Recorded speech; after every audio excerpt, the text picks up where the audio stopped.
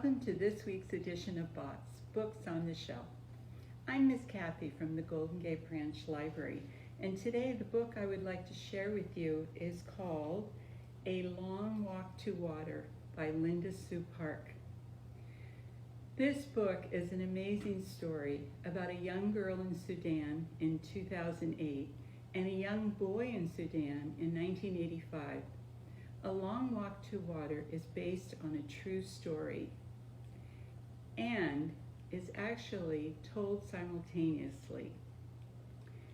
Naya's story is in red on the page and Salva's story is in black.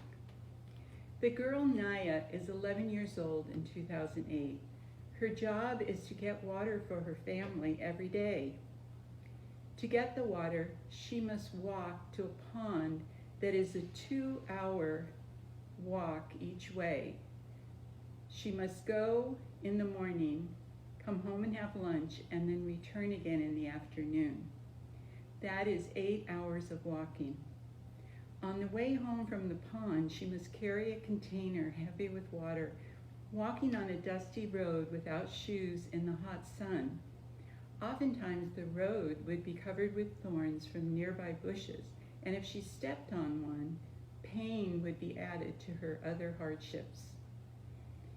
When she finally gets to the pond, after walking for 2 hours in the hot sun on a very dusty road, she is very thirsty.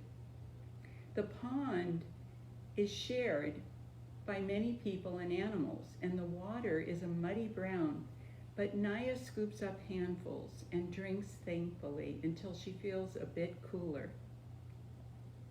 The boy, Salva, who is also 11 years old in 1985, is one of the lost boys of Sudan. The lost boys are refugees that must walk across the African continent searching for their families. They also had to endure many hardships like loneliness, killer lions and crocodiles, and armed rebels. In 1985, there was a war in Sudan between the rebels in the south who were fighting against the government in the north. Salva was in school one day when all of a sudden he heard gunshots outside. The teacher looked out the window and saw they were rebels and told everyone to run for the bush. Salva ran and ran and ran until he didn't know where he was. He was fortunate to find another group of people who accepted to let him travel with them, even though he was young and might slow them down. Their goal was to reach a refugee camp in Ethiopia. Salva arrived to the camp and stayed there for several years until he was 17. At that time, the unrest in the government forced the officials to close that camp, and then a large number of boys started walking again to another camp. This camp was in Kenya. 1,200 boys arrived safely to the camp. It took them a year and a half. What happens after that is a compelling story of survival and triumph. And the really interesting and touching part is when Salva and Naya meet some years later through a twist of fate. I really hope you give this book a chance. I know you'll like the story.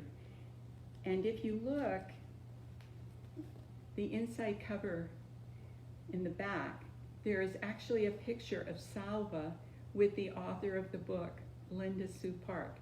They both currently live in the town of Rochester, New York. Thank you for joining me. That is all for now. Bye.